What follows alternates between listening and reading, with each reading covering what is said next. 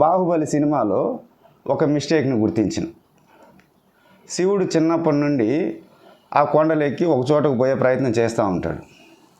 ఆ కొమ్మ దగ్గరకు పోయి దాన్ని పట్టుకోలేక చాలాసార్లు పడిపోతాడు. పెద్ద అయిన తర్వాత శివుడు ఒకరోజు ఎక్కుతూ ఉంటే వాళ్ళ మిత్రులందరూ చూసి, రే ఈసారి ఎక్కేసేటుకున్నాడు రా, దాటేసేటుకున్నాడు అని చెప్పాను. అందులో ఒక అతను ఏమంటారంటే, ఎన్నిసార్లు చూడలేదురా, అక్కడ వరకు వెళ్ళి పడిపోయింది అని అంటాడు. అతను అన్నట్లే ఆ కొమ్మని పట్టుకోలేక కింద పడిపోతాడు. కింద పడిపోయిన తర్వాత ఒక మాస్క్ వచ్చి పడుతుంది. ఆ మాస్క్ని కుప్ప మీద వేసి తీసిన వెంటనే ఒక ఆకారం ఏర్పడుతుంది. ఆ ఆకారానికి అటు ఇటుగా రింగులు అది ఇది వేసి అలంకరించుకున్నప్పుడు ఒక స్త్రీ మొహం, ఆ స్త్రీ ఊహాప్రేయస్గా వస్తుంది. వచ్చినప్పుడు ఆవిడ పాట పాడుతూ ఉంటే ఇతను ఆమెను అనుసరిస్తూ పోతాడు.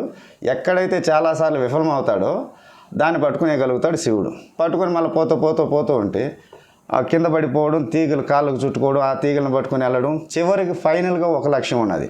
దాన్ని చేరుకోవాలంటే ఏదో ఒకటి చేయాలని చెప్పని బాణం తయారు చేసుకొని తీగలతో తాళ్ళుగా ఉపయోగించుకొని ఒక కొక్కినేసి ఆ చెట్టుకేసేస్తారు.